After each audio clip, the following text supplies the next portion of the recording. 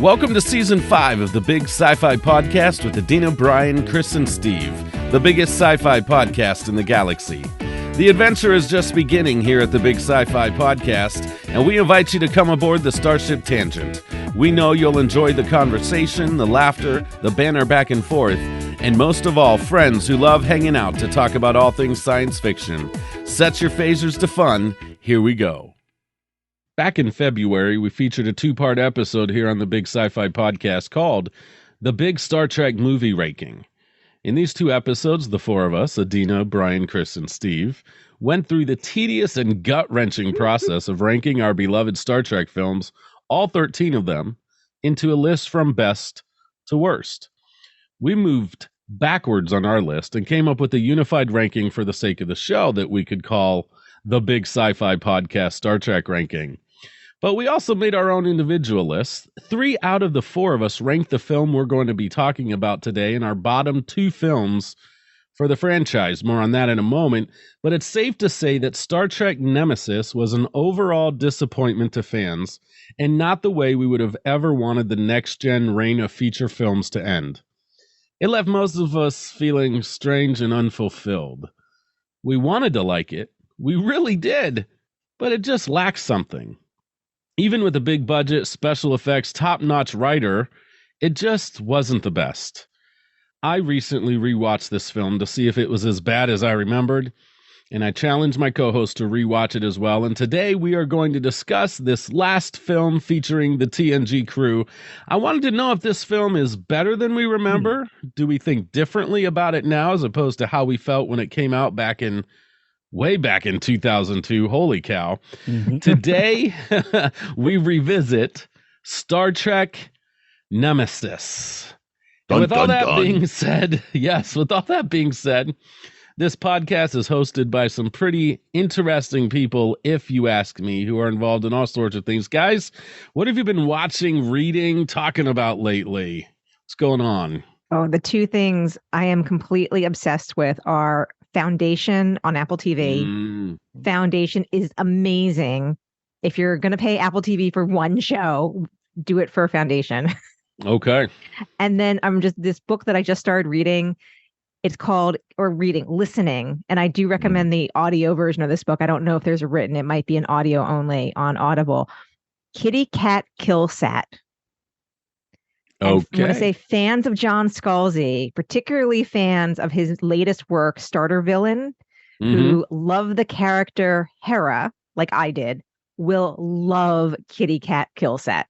Mr. Steve, how about you, sir? Well, I finally finished book 4 of the Robot Galaxy series, and I am happy to have completed it because now I'm finally able to pick up the book that my daughter gave me over a year ago. Project Hail Mary by Andy Weir. Oh, that's awesome. You're going to love that. I swear, yeah. I mean, because like Elaine would always say, why haven't you started reading the book? I want to finish the series before I go into that. So now that I'm done with the series, I'm enjoying it, and I'll let you know, Adina, what I think. But if it's anything like The Martian, yeah, exactly. Thank you. And Mr. Cris. I like that. All the way from Canada. How you doing today, sir? I'm good. And I've been bouncing back and forth between Voyager and Blue Bloods. It's just been constantly the last 2 weeks. I love me some Blue Bloods. I really do. So good. And Dr. Omega just showed up as a bad guy. And I'm like, what? Oh, what? Okay. Very cool. Okay. Very cool. I'll have to check that out. I have been started listening to an audiobook, Star Trek Deep Space Nine Enigma Tales by Una McCormack. Have you guys heard of this one? Heard of it, but haven't read it. It is about post-Dominion War, specifically on Cardassia. So it's talking about a reformed Cardassia and what they're going through, working through how they behaved during the Bajoran occupation, but also the Dominion War.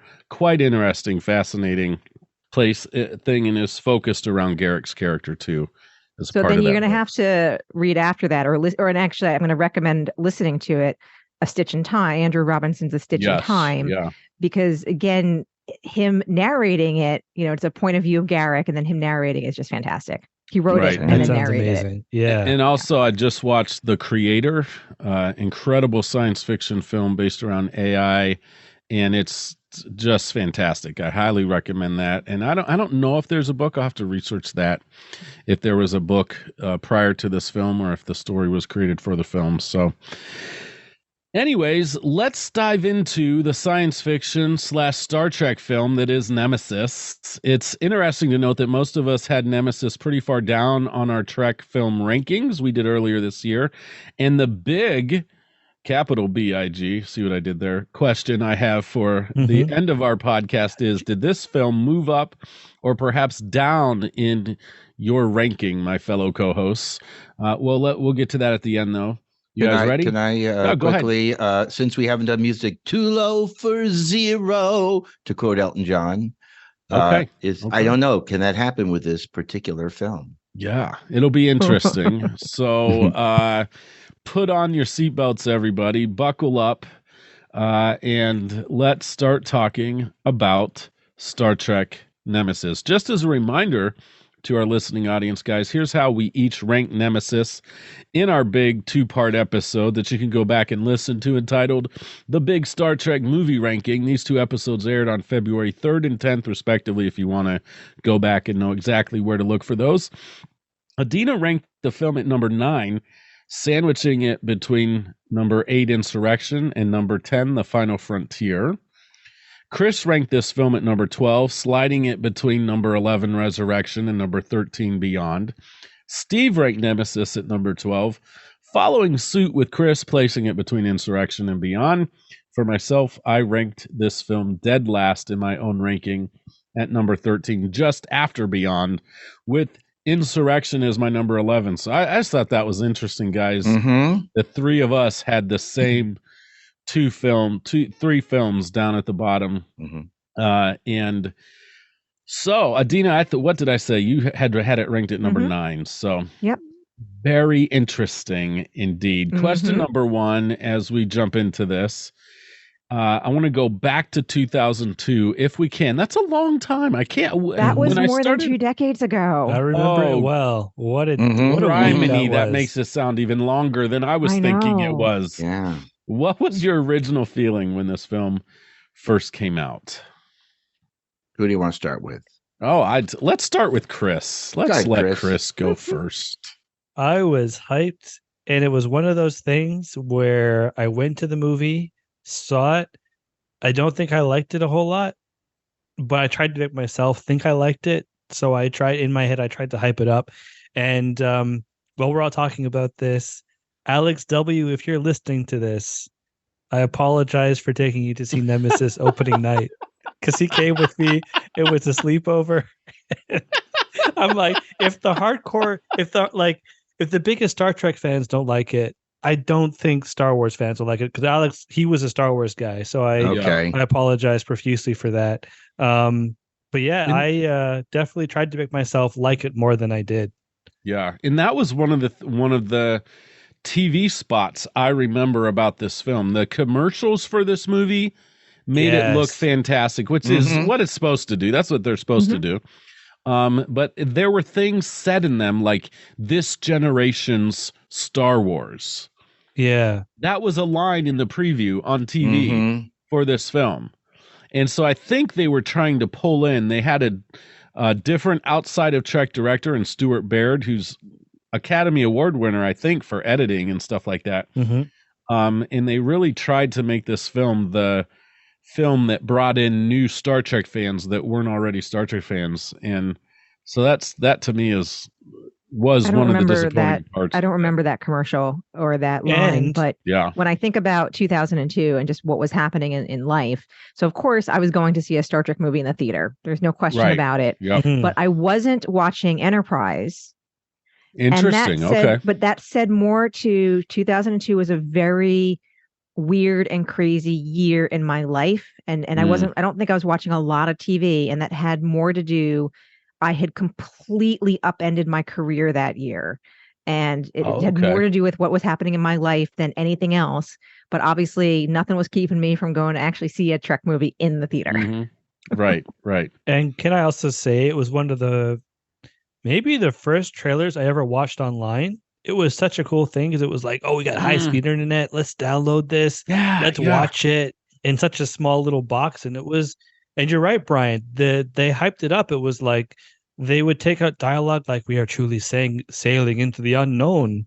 And it's like, whoa, what a cool line. This is going to be epic. And then it wasn't Nemesis. In the movie. You know, it was. Well, he says it, but it's not. Oh, really? Yeah, but it's not a very cool. Like, it's an okay scene. Yeah, but it's not like as riveting as they made it out to be. Sure. Okay. And again, those trailers are supposed to.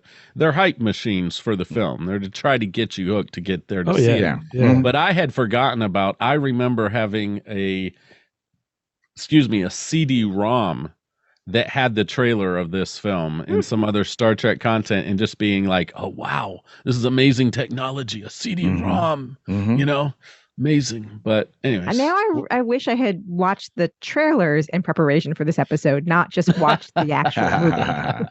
Yeah, you might have been satisfied with just the trailer, and that's it. For me, I remember seeing it at the theater and not being too impressed.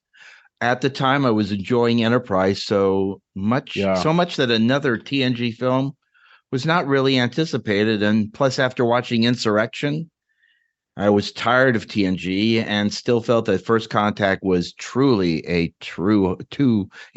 hard act to follow compared to those next two films.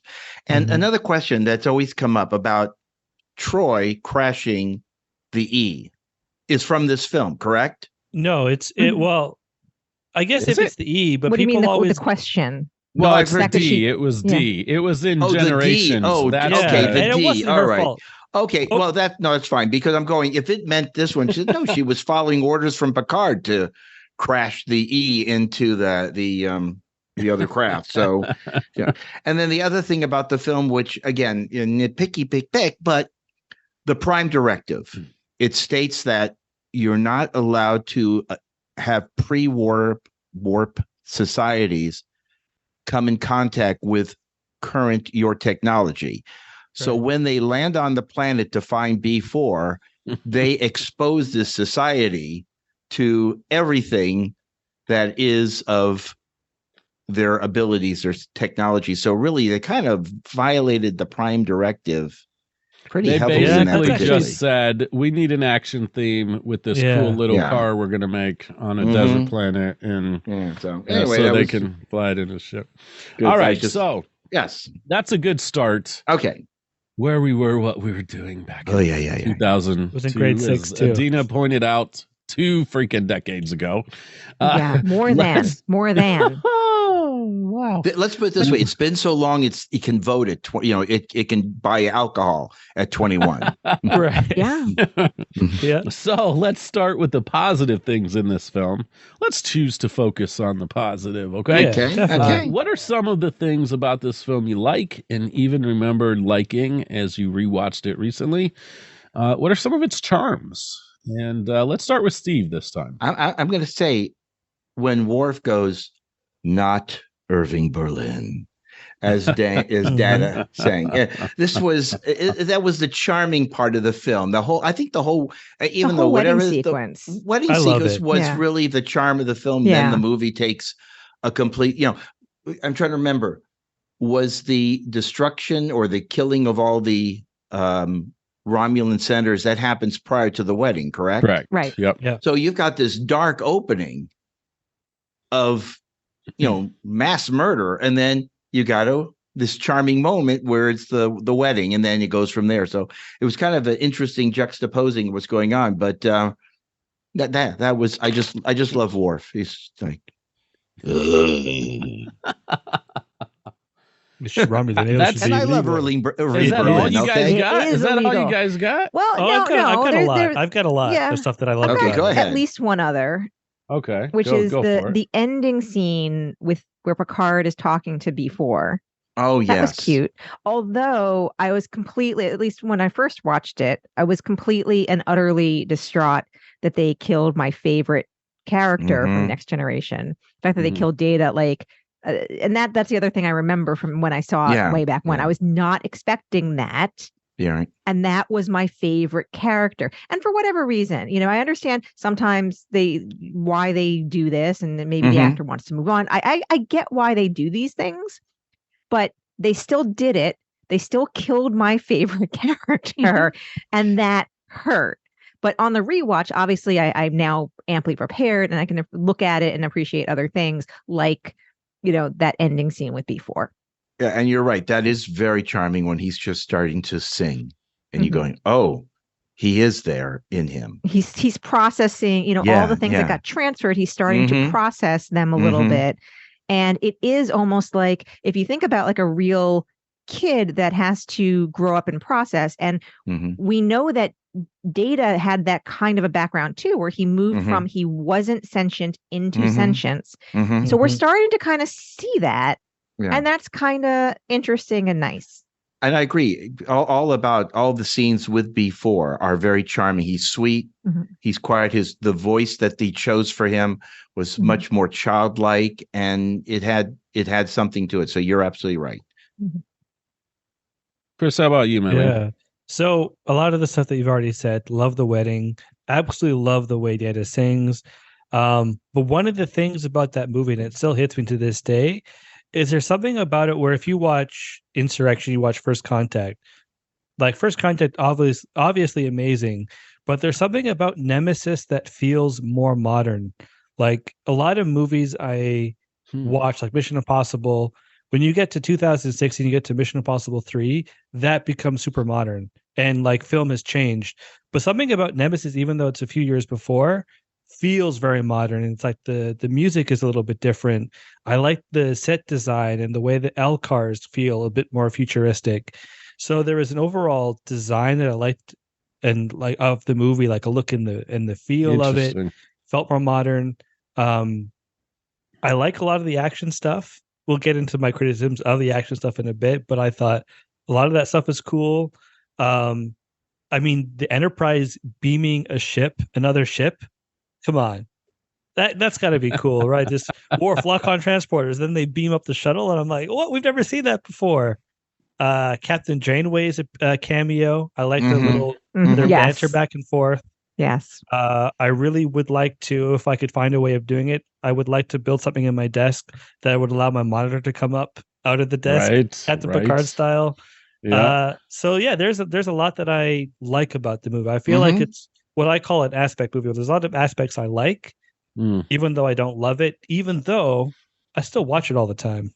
Okay. I still even though I don't love it, I still enjoy it a lot. Okay. So I'm going to add one more to that, because you did mention with the clone, the scene where he's talking to Picard initially, like where it's the one-on-one and he's asking questions and they're talking kind of like about their background and everything.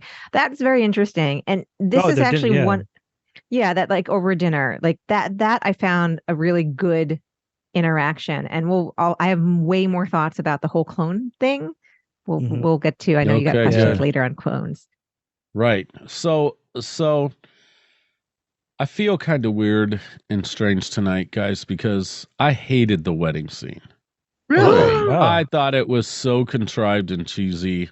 The characters didn't sound like themselves to me. The scene or the act of them getting married? The whole scene itself. It's fine they got married. I don't care about that. Okay, you had a problem with that. We'd have a problem. And the best part of that scene for me is actually when Picard is giving his speech and he gets. I hated the comedy. It just didn't sound like Picard's voice to me, and even the other characters in that scene for me just looked kind of stiff, and it just didn't feel good for me. In the scenery was fine, all that stuff. Costumes were great. I just don't think they got good dialogue in that wedding scene. And it was touching when Picard actually started getting serious in his toast to Riker and Deanna. Jonathan Frakes and Marina Sirtis did a great job of responding to him and getting teary-eyed. But to me, they could have cut that whole scene out, and it wouldn't have made a bit of difference to the story in the film. They could have taken that all the way out, and it wouldn't it wouldn't have declined, the film's impact or anything like that. So for me, I've got to differ with you guys on that. Okay. Well, did you think that maybe if there was going to be another TNG movie where you're on the Titan and you've got Riker, now he's married, now you have another whole, so that's why they married them finally, because you could carry that into the next thing. But then we had to wait all the way till Star Trek Picard to see them as a married couple. That's because the film totally flopped at the box office.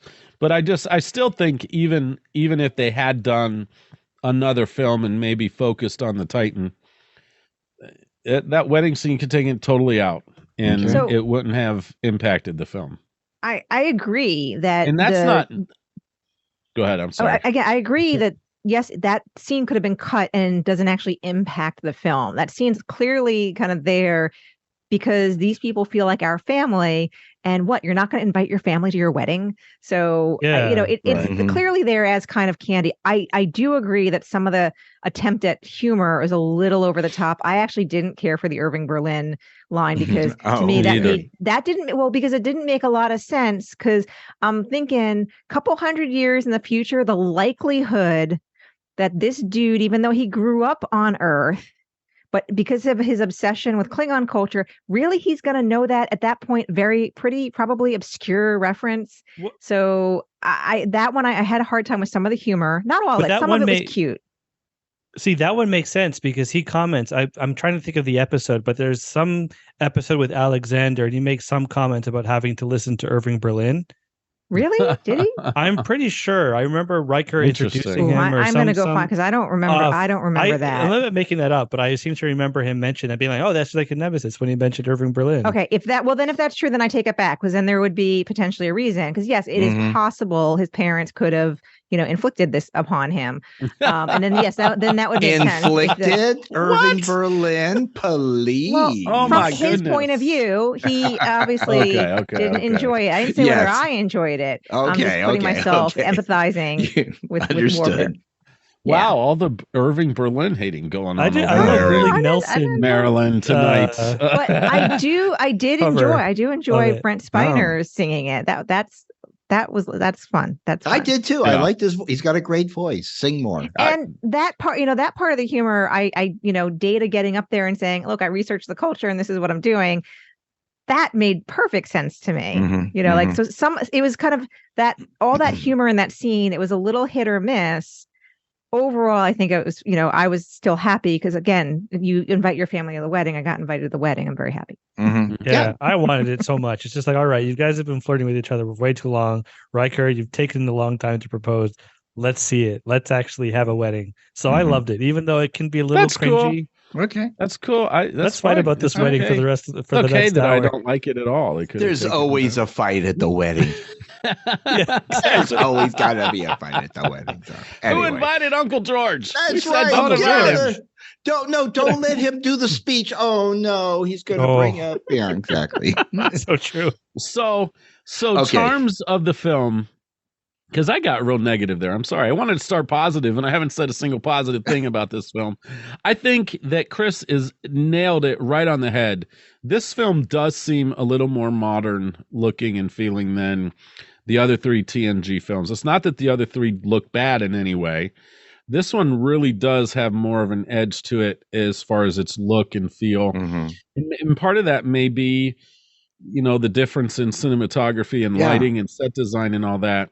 I think probably had something to do with that. But I got to say, for me, the biggest charm of this film, you guys ready for this?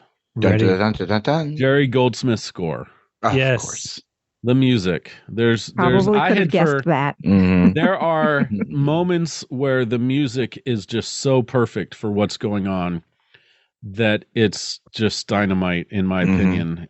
Now, Goldsmith plays with a lot of the same theme in these Trek films, but it works and it continues to work. And he's got some new stuff in this one from the other ones, variants on different melodies and harmonies and lines and ins and outs of scenes. So I was captivated by the music. I think this is another Trek film.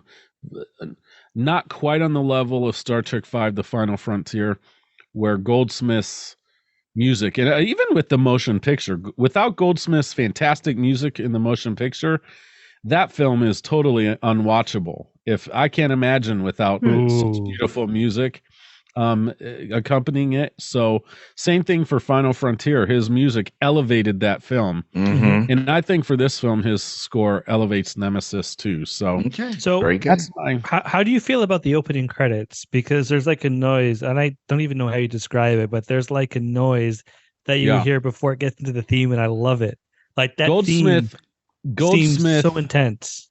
Goldsmith did a revolutionary soundtrack to a little film called The Planet of the Apes, which had a ton of percussive, otherworldly sounding type instruments. Goldsmith also uses synthesizers, unlike just superbly well in these major motion pictures. And synthesize any type of synthesized sounds, unless you're going for like a film like Tron, or films from the 80s, or something like that, where you want that synthesized stuff that was so popular. He's just a master of it. And so what you're hearing in that opening part is percussive things, but also synthesized sounds mixed in with the beautiful orchestra.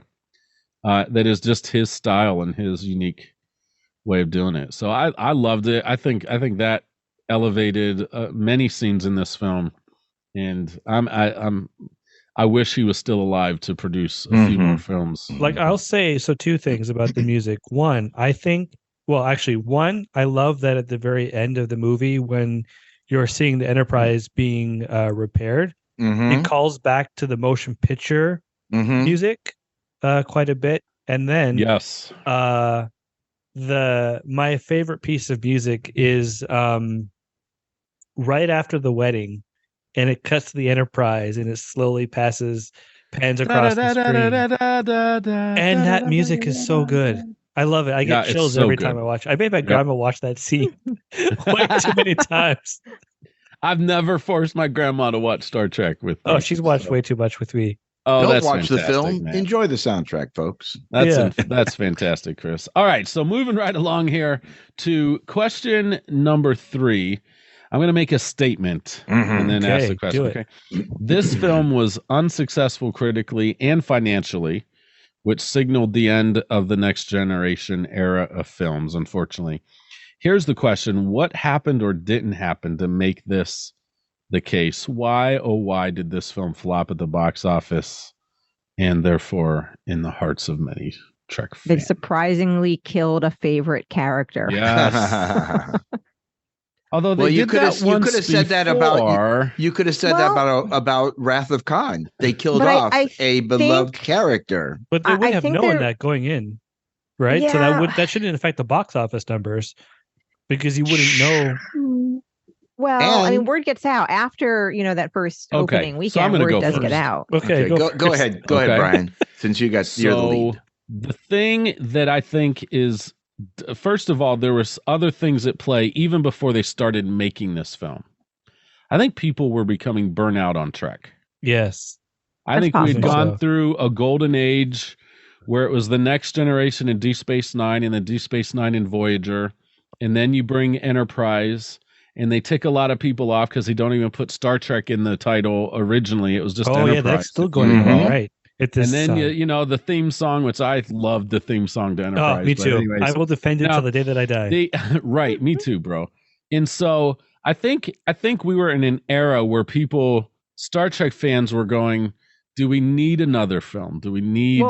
Now I'm going to say that. Yes, we always do. That was do. not me. I was not in that boat. But I think this was Nemesis. I remember reading about it because at the time I was a member of the official Star Trek fan club, getting the Communicator magazine whenever they put those out, and reading everything online I could about it. Excuse me. This was a film they wanted to be kind of that gap bridger thing to bring in new fans that weren't Star Trek fans. They brought in a new director, Stuart Baird, who was a phenomenal editor and I think he'd won Academy Awards. I said this at the beginning of the show, but they wanted a different spin on it. Mhm. They felt like Star Trek needed a fresh new look. I think that's one reason why it does look different, Chris, is that was intentional. And and they brought in look up who's the guy who wrote the I script. think it was John Logan. John Logan wrote The Gladiator. I think had a part in writing A Beautiful Mind too. And this guy has won Academy Awards. And I think it was just a script it had intriguing dialogue. Some of the scenes between Picard and Shinzon were really interesting. Yes. The problem was there was about 3 too many of them. There was about, I want to say 4 maybe scenes of just Picard and Shinzon going back and forth. And the dialogue was fantastic. The acting was superb. Tom Hardy, I think, did a phenomenal job with this role. Yep. Stewart played off him beautifully. It was intriguing, but there were just too many scenes of them going back and forth, talking about their dilemma and why, what was behind all their actions. We needed more action in the film. So I think it was kind of just this, every scene except for the wedding scene that had any heart to it also got deleted. If you watch the special edition of this film, that's kind of what the actors say too, is that all the film people, next gen fans complained about the film saying it just didn't have the heart of even Insurrection or even Generations, First Contact being of course the most popular one of the series. And they said, well, it was because Stewart was directing it and he took out all that stuff because he felt like it was too long or lengthy or whatever. He wanted to get right to the action. He kept saying in the special features, we need to get to the action, there was, and so that was the attempt. That kind of action. There was plenty of action, and it was a little, almost like it was gratuitous. It was action for action's sake, not action for moving the plot forward. Like that's how I felt. Like so, like near the end, like if we're talking about the third act, like in theory, that's a really cool battle. There's elements I liked of the battle. But it's like there's almost too much of it for me, where I felt like if you get like Wrath of Khan, you have a really like the Matar Nebula battle is so great, but it's so short. When you look at how short the movie is, it's like, whoa, that's amazing. But I just felt like that went on for so long to the point where like, okay, there's almost 3 acts within that final battle. And there was a bit too much for me. Yeah. So it's interesting that the action that you're saying there wasn't enough action. So I felt like there was too much, but it maybe wasn't spread out properly. There wasn't enough plot-driven action. Yeah. There was action for the sake of action, which I would say then, yes, this is kind of like a film for Star Wars fans. Because that there's in Star Wars, and especially in the modern Star Wars films, or especially episodes 1, 2, 3, there's a lot of action for the sake of action without actually moving the plot forward. Yeah. And I love the Argo. I love that Argo car they made. That's cool, but gratuitous. Again, you could have taken that out. Yeah. And it wouldn't have, it just would have moved the film along a little faster. Yeah. And it was cool. I love the Argo jumping off the cliff into the shuttle and the look Picard and Brent. That was very charming in my opinion. That was good. The remote control them looking at each other like, what in the heck? Yeah, the remote, stupid, but fun, But again, you could have taken it totally out of the film and it would not have affected the plot. Or I gotta say, Brian, you hit it right on the head, and that is burnout. Because after First Contact, which was a success, the next film was pretty bad, and this one wasn't much better. But after 4 TNG films and the other 2 not being First Contact, it was kind of destined for failure. And I don't think there is any type of cult following for this that could lift it up. There's no like, oh yeah, we're going to go back and watch it. Oh yeah, really, this is more. It's better than I remember it being when I first saw it. And you're right also about the fact that Enterprise was going at the very same time. And what did the Paramount want to do? Did they want to promote 20-year-old character or 15-year-old characters, or did they want to promote the new characters on Enterprise? So I think that it just wasn't. It was done. They were done. Oh, I was gonna say if they had a better script, though, it would not necessarily have been done. Because, sorry, Chris, I was so excited because John Logan, Gladiator, is one of my all-time favorite films. And you can kind of see the Gladiator. Gladiator had some scenes where it was back and forth between two characters, just great dialogue, and you could see that in a few of the scenes. But I really, again, in the reviews and all the special edition stuff, they were talking about trying to do new things. I feel like they just pulled from old things. Like, I would have rather it been lore than a B4. Yeah. But that they could have really done something with that. It would have been more fun than that. And it would have been interesting. Maybe B4 is the one who or lore is the one in a final act of decency sacrifices himself for the sake, but also just the whole clone thing. Yeah, I have issues with that, which we'll get into. But the thing into is, the next section, yeah. I remember being watching behind the scenes is that the director, he was not a Star Trek fan, didn't watch the shows, and I think I remember even Marina Sirtis saying in one of her interviews that there wasn't even any discussion, you couldn't go up to him and say, "Hey, but in the show we did this thing or we never did that thing."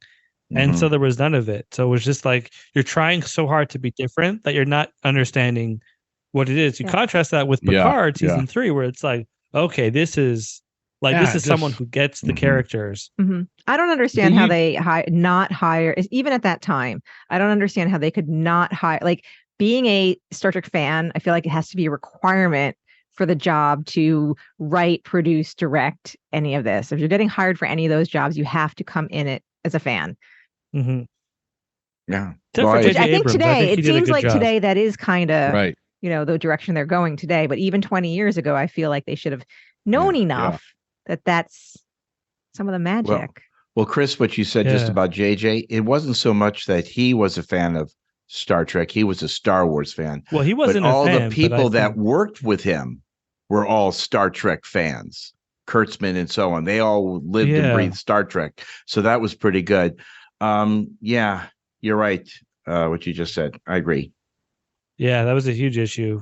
But then again, Nicholas Meyer, when he did Wrathacon, he went back and watched all of the original series so he could get an idea of what the characters were like, who they were, and then come up with a script that was picking out one of the best episodes to revisit. So makes all the difference in the world. And I think us Star Trek fans, especially TNG fans, could see right through it.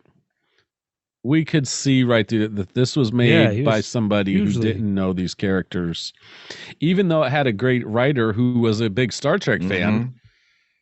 It wasn't that original of any of the ideas, and it just weren't that original, which is what I remember watching in the extra online stuff from the website. This was new and new stuff happening, and watching it went, this isn't new. This is rehashed stuff, which was disappointing. So, the film was really a breakout role for Tom Hardy. We've mentioned that Tom Hardy before, as he played Shinzon, the Riemann leader, and Picard clone. Dun dun dun. It also featured the famous Ron Perlman as the Riemann Viceroy, and not to mention a surprise guest role by Kate Mulgrew as Admiral Janeway, something I'd totally forgotten about until I did my own rewatch here. The next generation, I remember going, oh wow, that's kind of cool. I forgot about that. The TNG films tended to have some pretty strong guest stars.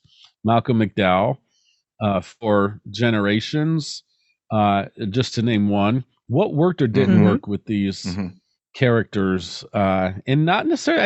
I think the guest actors did a fine job across the board here, but maybe what worked or didn't work for you guys as far as the guest these alien roles or whatever. Tom did a great job playing this character. He's adorable. I mean, he's the little mini version of what he is now. He's a little more beefed up and tougher looking guy, but he did a really good job, and I liked it. But and even Elaine, my sweetheart wife, could tell that it was Ron Perlman even behind all that makeup. She knew it was him right away without even guessing. But what's very interesting, having Kate in the role as Admiral Janeway, it was almost like if we're going to come up with the next series films in their Voyager base. Oh, I would love that. We have established that she exists in the TNG world. We can do the transition to it. But of course, that never happened. They decided to go with JJ. Oh, well. Years later, yes, years later. I mean, this film was such a dismal failure. There's no way they could have they had to go like any executive to pour money into another 7 film. years. A little, we have to wait between those moments for Vulcans. Yeah, well, and we had to wait for JJ to. No, he did Star Trek before Star Wars, didn't he? Yeah, yes, he did. That is correct. Star Wars. Yes. Okay. Never mind then. What I was about to say. Just ignore that's okay. Reverse. Go back. Yeah. So it's Tom Hardy's the is interesting because I think he does a really good job in the role. Mm-hmm. I think his acting for the most part is phenomenal. I will stand by the fact that I think if you look a lot of what he does like Bane from The Dark Knight Rises is I find to be a slightly better version of Shinzon. But where I have the issue, and I think a lot of people have had this, is like I don't buy that he's a clone of Picard. Like if they had.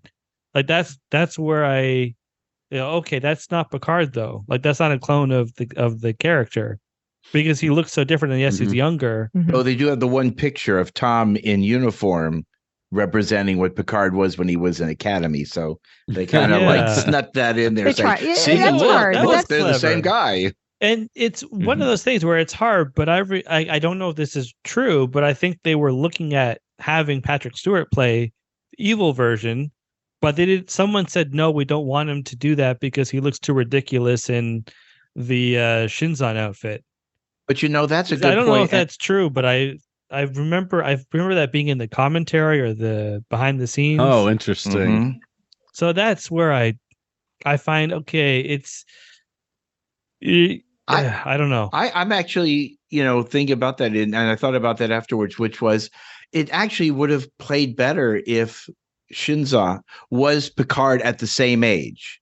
Yeah. So they could quickly install him, and that you gave Patrick Stewart a chance to play two roles at the same time. Evil Picard, or the Romulan, and Picard himself, the good guy. And that would have been kind of interesting as opposed to having two versions of, Brent doing B4. And by the way, talking like I was just in my head going, oh, but that makes filming a whole lot more difficult for, if you've got two Patrick Stewarts on screen at the same time, but there's that fabulous shot where they start on one side of Brent Spiner and it's obviously a double on the other side of him where you just see the back of his head. Yeah, that's because Brent and B4 are sitting back to back, but the camera, I keep hitting my microphone. The camera pans over top of them in a smooth motion. And on the other side, it's still Brent Spiner. Like it's clearly, however they did that was beautiful. I remember just watching that again this time going, oh, wow, what a shot that just was. And in Star Trek, they have done a lot of work where the actor is playing multiple roles in the same scene. They've done this in so many times and places. So I feel like that's not an excuse. They know how to do this. And they were obviously doing it in this film too. So and I think I would have liked that also, having Patrick Stewart play two roles. Yeah, although I think that would have been great. I'll say kind of a blanket statement. I have absolutely zero critiques of anyone's performance in their roles in any of the films. I feel like whatever critiques I have of the script, the plot, whatever, every single actor and actress brought it. Like there's not a single one that I can look at and be like, you could have done better. No, I think they all, and I'm not saying this because we talked to a lot of them. It really is. I really believe it. They're fantastic and they're doing an amazing job with what they're given to work with. And another part of this film that I had forgotten Marina Sirtis's acting after she is raped by Shinzon. Oh yeah, mentally. that was dark. How she is, very dark, Ooh. especially for the time for Next Generation. Yeah. That was the darkest Next Gen ever got. But her emotional response when she's trying to find the name of the ship, I can't remember the scimitar. Yeah, the scimitar, yeah. Right? And she's shaking under the memory of the invasion that she experienced with Shinzon, and even in the Viceroy too. That was some of Marina Sirtis's finest moments of acting. It was, you believed. Oh yeah, you believed she had been violated. Absolutely. Yeah. And while she did, go for it. Go. I was going to say, there actually is one darker episode than this, and I can't think of the name, but it's with these telepathic aliens who help probe people's memories. And it's there's the sun that does that. Yeah. Yes. So there's I like that one is one I actually don't go back to as much. But it's but you're right though. You're right though that it is for TNG, it's that's incredibly dark. And again, yes, Marina Sirtis did amazing, but that's also that whole concept in terms of how that fit in with the uber complicated plot of what's going on. I was that also could have been why is this here? And there's so many threads that only loosely came together. And my issue too is when she locks on and when they figure out his position, that should be the thing that saves that destroys him. To me, if you're going to build that up, have that be the thing that saves the day. But then meanwhile, it does very minimal damage. And it's okay, well, so we still got another half hour more of we gotta shoot him. Well, what did you guys, we've kind of gone here and said, oh, we're coming here eventually, but what did you guys think about the idea of a Picard clone and even B4? Can I go first? Go ahead. Yeah, sure. You're ready to On go. the rewatch of this, I realized that this was some of my favorite things about this movie. Okay. But forget that it's a Star Trek movie. Just the exploration into what a clone is. Now, also note that I was rewatching this at the same time I'm watching the Foundation series. And one of the aspects of the Foundation series is having this, the clone empire, and you have an empire that is a clone of himself going down generations and generations. So I've had that on my brain. So when I was rewatching it, and, is the clone it's not Picard, it's another living being, but yet maybe it is Picard, and having that conversation and that exploration, I now think that is to me the highlight of this film, is going there and having that whole discussion there. And again, I don't think they came up with an answer, which you're not necessarily supposed to come up with an answer, but to have the exploration of that discussion. And I thought that was, for me, the highlight of the whole film. For me too, the dialogue between Picard and Shinzon in particular around that happened several times throughout the film. Yeah, it happened several times, right? Execution was not great, but just the whole fact that is a massive exploration into a really interesting topic. What is a clone? Yeah. Well, that's a good point, because they get into a discussion where Shinzon says, you could be me if you experienced the life I had. And then Picard says, yeah, but you could have been me if you experienced the life I had. And that's always comes to the question about, the clone story, which is you're cloning the genetic material of someone, but you don't clone their personality. It doesn't carry over. But you've seen that in other films, The Boys from Brazil, about creating new little Hitlers through cloning, or even Similitude from Enterprise, where you're cloning a trip, and you're getting to watch this character go through in a 50 minutes what it took to become a person and what ends up happening to him. So I know it just didn't really, I don't know, it just didn't work as him being his clone, because it really didn't have the effect. Plus, why did everyone follow this guy? I mean, if he was a discarded clone that everyone hated in the Romulan Empire, how did he build the spacecraft? How did he get all the Remans to follow him? It just there wasn't enough backstory there. It was a little contrived. Yeah, Well, it just wasn't. Yeah. And to be fair, I agree with all that. It's like I said, I have to take out that this is a Star Trek movie and just kind of put a bubble around the concept that they're having the philosophical discussion. Forget that it's Star Trek. And again, because there's so many things that, whatever. But the fact that they're just having this interesting, they're bringing to the forefront of your mind this interesting philosophical dilemma.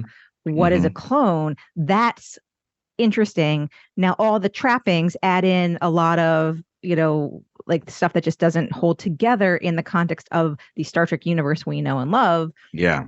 Yes. So to me, there's two separate. It's like, do I like this clone of Picard? Not so much, but do I like the concept that they addressed the philosophy? Yes, I love that. See, I like the concept. I think I have the same issues that Steve has, but I think where the film excels is like the stuff between Data before and Geordi. Like that conversation he has with Geordi, I think is so effective where it, to me, handles it's a bit better when he's like, well, would he be you or would he be someone else? Because you can see before and you can see the fact that he looks like him and the whole thing around his abilities. I think that for me is more interesting. But I see what you're saying, though. It's an interesting concept. It's just, I wish the execution had been different. But the concept is there, and the dialogue is very good. And again, like they're both very well acted. Patrick and why can't I think of his name? I'll call him Bane. Tom Hardy. Tom Hardy. Both do a really good job. And the thing about before, like, okay, I get where they got the name because he came from. He was before him. All right, that's cute. Was fun that he got to play two different types of roles. But I have this question, and I understand that we had before at the end of the series, so that even though Data's dead, you have another version of him that they could have rebuilt again in another series of films and brought back the whole education and so on and so forth. But the fact that where did B4 fit into Picard?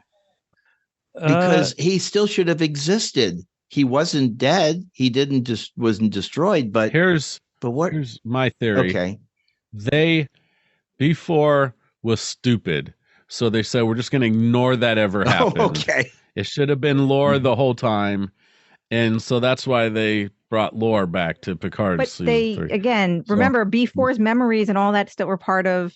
The new Data in Picard is a combination of Lore and B4 and Data. So B4 exists in Picard. So the Data that's in season 3 of Picard, that is going to be. You're saying that was B4 in that position. He has a little bit of B4 in him. It was when they kind of coalesced him into one being. They were pretty explicit. I'm pretty sure pretty explicitly said that it's the memories of all of them. Okay. I think so. All right, yeah. So that fits in. Thank you. I appreciate that.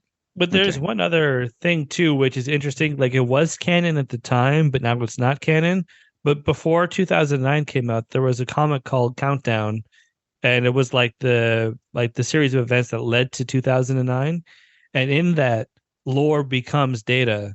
Or there's he becomes fully rebooted and is like our first officer. Oh, interesting. And he's working with Geordi on the ship, the jellyfish ship that Spock has. But I don't. That was considered to be canon at the time, but obviously that changed. Okay. When Picard came out.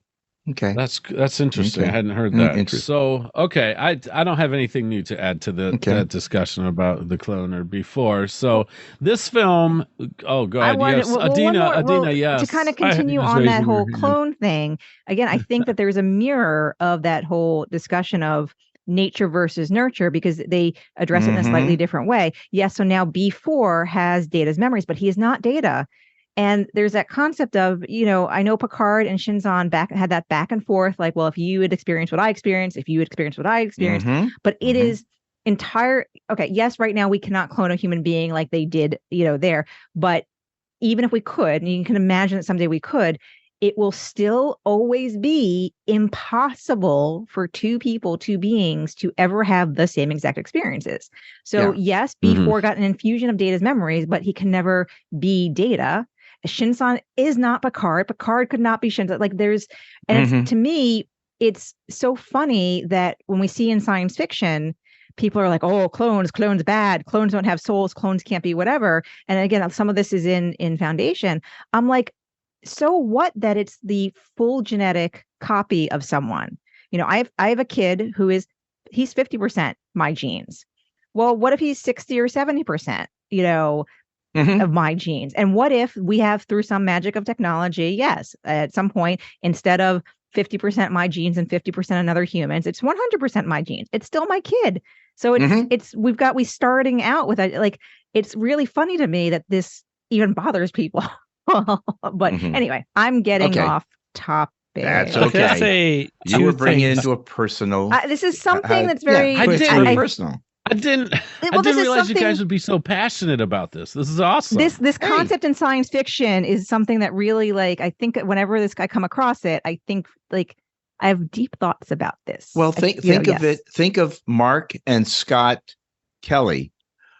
Scott was a year on the International Space Station. His brother was a year on the Earth. They're the same genetic material, so they were having a chance to compare how that affected them and how space flight would affect someone. So because they had a clone, to work with. But no, they were never clone. Because again, if you also look at, they were identical twins. You know, they're identical twins, but from the day they emerged from the womb, they did not have identical experiences in life. No, you're absolutely right. And that's the experiences are different, but genetically they're the same. So we can clone.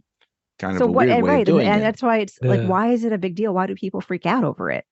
Because we always portray them as evil. They're always the evil side of people. So two things I wanted to say. One, this pertains to Brian specifically. One, there's Thomas Riker and William Riker, which I think is a good exploration of two different lives. The second thing episode that hit me today when looking at the thing and seeing Brian's name was that, oh my gosh, so Brian, you have two people in your family that have middle names of Star Trek characters. You've got Thomas and you have Tiberius. That's kind of cool. That's all. We can move on. Thomas was not intentional. Put there on it. Yeah, that was before that happened in Next Gen. Tiberius, I do have a cool story, but maybe that'll be for another episode. Why my son's middle name is Tiberius. I remember this one. It is after James T. Kirsch. Yeah. But anyways, I love the passion here, folks. Sure. I love that we engaged with this film this way. Now the film, and we can just do this. Let's move through this next question much faster. Sure. This film was hyped as an action movie and a political thriller. I remember that in the previews. Was it either of these, or did it miss the mark for you? Miss. Yeah, I think it missed. Big ol' miss. It's just an action film. Whatever political theater really had to do with what was going on in the Senate and Romulus, and that really did make that big a deal because he killed everybody. So there you go. But yeah, it's an action film. That's what it was from start to finish, except the wedding. I gotta poke on that early scene, the first scene when they kill everyone in the Romulan Senate. So that one senator, she's got this device. So we know that the Romulans are secretive and all these things. So you can imagine that they're getting a group of them in a room together like this. They have, metal detector-y kind of security things. So how did she get this device in there? What was this device? Was it something ordinary? Or was it pretending to be an ordinary device? She just left this random device there. And you would think these are the most security conscious, suspicious people. Was this a normal device that and the fact that we don't have that detail irks me. It was her eyeliner kit. Could have been. No, it was one of those panic buttons you press, it looked like one of those. Romulans don't believe in panic buttons. But no, it's a good point. It's like, like Romulans are very secretive. They're super worried about security. Non-trustworthy. So how did she sneak something in? Yeah, I guess she's just that good. I guess we're supposed to assume. Because she just puts on the table and they're all like, it's just sitting there and all like, wait a minute, what's this thing opening up? Oh my goodness, where's coming out. Where did she go? Yeah.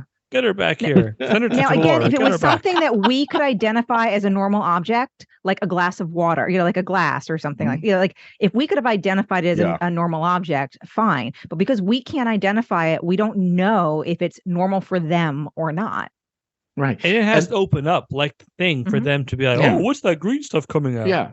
And then the other thing is that he kills all these people off, and there's no retaliation. There's no like, hey, you just killed off the whole Senate. It's okay. Go ahead. You can be the leader of the Romulans. What's the succession plan? Now. Like, I have a hard time believing that there's no succession plan. Yeah, exactly. So contrived. Contrived. Go ahead. Can I give Chris. another slight rant for like 2 seconds? Oh, go for the five. Remans. Go for Remember five. how in DS9 we got to see the Remans as foot soldiers in the Dominion War? Remember how they were there? They weren't. And that always bothers me. That's like, oh, yeah. It's like, where are you going with this? Okay, no, they weren't. Here's the they thing. weren't. Okay. And Dana's like, oh, yeah, the Remans were used as foot soldiers during the Dominion War. It's like, no. Like, okay. Why include that line if, like, I get that when you made DS9, you wouldn't have known about the Remans, so you could include that. But then why even go out of your way to say that? Why not just be, oh, yeah, the Remans, they're a slave race. And the funny thing is, that's fine. Yeah, I forgot problem. all about the Remans. I forgot all about the Remans until they did appear in a very distant scene in Enterprise. Yes. When they have the Romulans there. There's like one moment you can see them in the background. Yeah, I think it's what's it called? United? I think it's like a really good 3-part series about the Romulan clone ship. Not the formation. Yeah. But anyway. last thing I forgot to say that I liked, that big giant monitor computer screen thing that they have going on in the briefing lounge, really cool. Where they replaced it where the ships used to be. But I love that. I want one of those. Okay, I got you. I want one for Christmas, and if anyone's listening. Cool. No problem. We'll send it to you tomorrow. Oh, thank you. That's very nice.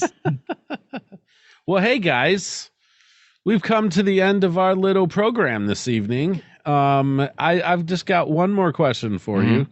We've torn this movie to smithereens. We've shredded it apart. We've talked about what we like, what we don't like. The issues we've had with it, the things we thought, were passable, whatever. Has your impression or feeling for this film changed with your recent rewatch? And have you changed how you would rank this film today? Has it moved up or down on your list, or has it stayed? Do you think it's right where it needs to be? Let's ask Adina first, since she gave it the highest rating in her original top 13. Okay. That's right. Where do you stand now, Adina? Well, we got to put this in context of, remember, we recently also rewatched Insurrection too and talked about it. So I had Insurrection as 8 and then Nemesis is 9. So my new ranking is to flip those around. Okay. Because after thinking about the two of them, while they both had a lot of issues and they both had a lot of, nice things, that issue or concept of the big philosophical discussion of cloning and nature versus nurture, for me, is interesting and important enough that I'm flipping them, that Nemesis, is slightly above Insurrection, because Insurrection didn't have that kind of draw for me and that big philosophical thing. It had little philosophical things, not the big one. But not even, how many people does it take, Commander? No, yeah, Admiral, that to me that doesn't rise to the level of introspection. And again, there was too many scenes that were just one-on-one, whatever. But taking that all together to have that whole conversation and have that whole thing drawn out, I still liked and thought, was worthwhile. Again, overall, if I was writing the script for this movie, this would be like 1,000% different script. But I like those parts, and that was enough to just slightly edge it up. Okay. Mr. Steve. Thank you for letting us watch it again. Because when I did the top 13 list, I had not seen it for a long time. So a lot of preconceived notions about it being number 12 and Insurrection being number 11. I'm of the Dina. I not only would I flip them, but I might even move it up a couple of notches up my list because it's actually a much better film than I recall. And I will say this, there was no insurrection, but there was definitely a nemesis in Nemesis. So in Truth in Advertising, yes, this truly was, it lived up to its name. So I definitely will flip them just like you said, Adina, but I could even maybe move it up to the 9th spot because it is really a much better film than I recall. And so, yeah, it does take a rewatch to reevaluate your opinions. Interesting. Mr. Christian Fox. I think for me, it still stays the same. I still have a lot of fondness for the movie. But the thing is, too, even though I rewatched it, I've rewatched this a lot. So there wasn't really anything new from this time. I still enjoy it, but I still, like, if I had to pick this over, like, if it's between Insurrection and Nemesis, I'm probably going to pick Insurrection. I find I enjoy more things in that. But like, what's funny is I'll still watch this a lot more than I'll watch Beyond. Like, I don't feel like I want to see Beyond again. Although I'll stand by it. I love the opening of Beyond. Like the first 15 minutes of that captain's log is beautiful. But I will still pick Nemesis. So I still enjoy it, but not my favorite of those. So it's still like my second least favorite. That's how you'd phrase it. Yes, there you go. Yeah, that's a good way to put it. Because there's a better way of phrasing it. We're glad we have 13 Star Trek films, right, folks? I mean, come on. Oh, and also Riker got the only laugh I remember from the first showing, where he said, "Not very chatty." So, Brian, you gave it the death keel. Where do you stand now? Yeah, this was, as I said at the beginning of the show, my least favorite of all the Trek films. I like that language, Chris. Thank you, sir. It remains the least favorite of all the Trek films. I guess I have to say this. Did I rank it last? I think I did. I think you guys had Beyond last. Okay. Yeah. Okay. So I think to be really, truly fair, though, I will admit that I probably need to watch Beyond again to double check to see if I still Killer Bees didn't like it as much. Yeah, I have to double check. But this film, just again for the stated reasons, I don't like the wedding scene. I feel like there should have been more of the charm of the next gen characters that was taken out of the film. I think the story is contrived. The acting, the cinematography, the effects are all wonderful. The dialogue is wonderful for what it is. But I just didn't find much originality in this film. It was intriguing in parts. It was better than I remembered, but it still remains my number 13 of the Trek films. And that's not a lucky number. No. No, but I'd rather have 13 Trek films than just 12. Okay. If I'm being honest. Fair. Does that make sense? Yeah, that makes absolute sense. That's good. Yep. Cool. All right. Let's go for 14 and 15 here. Woo-hoo. Let's make some good Trek films. All right. I mean, they're supposed to be Trek 4, or not Trek 4. I guess it's being called Trek 4, but like they're just for the moment. Of the Chris Pine series. Yes. Does the Section 31, does that, even though it's like a streaming-ish movie, will that count as a movie? I guess that counts that's as a movie. good question. I guess that counts as a movie, which I have feelings about the Section 31. I'm curious about it.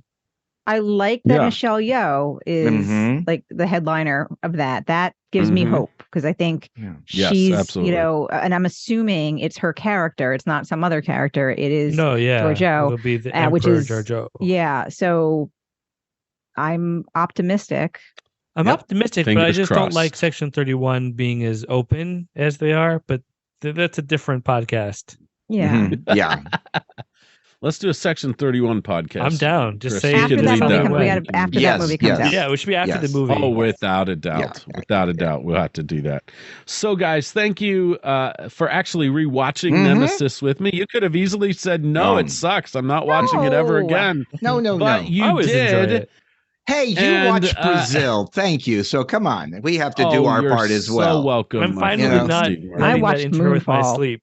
I'm good. Me Good, too. Chris. I was wondering about that. I was listening to part of that the other day, and I was like, "Oh, I hope the guy's getting some good sleep." It's much better now. So, We hope you enjoyed listening to our crazy banter and thoughts yet again. If so, please do us a favor and like, share, write a review. My golden doodle is down with me right now. You guys can't see him on film, but he just put his head on my lap. Mr. Puppy Dog. And his name, by the way, is Data. Hey. Aw. There you go. I got a Nice. son with the middle name Tiberius and a golden doodle named Data. Love it. How did I pull that off, folks? I'm a lucky man. Yep. That's how. We hope you enjoyed listening to our crazy banner and thoughts yet again. If you do us a favor, like, share, write a review if you can. Visit us at trekgeeks.com. There you go. And don't forget to head over to tpublic.com/the Big Sci-Fi Podcast to order your big sci-fi swag. I promise you, folks, you will feel good if you do that. You will not be disappointed.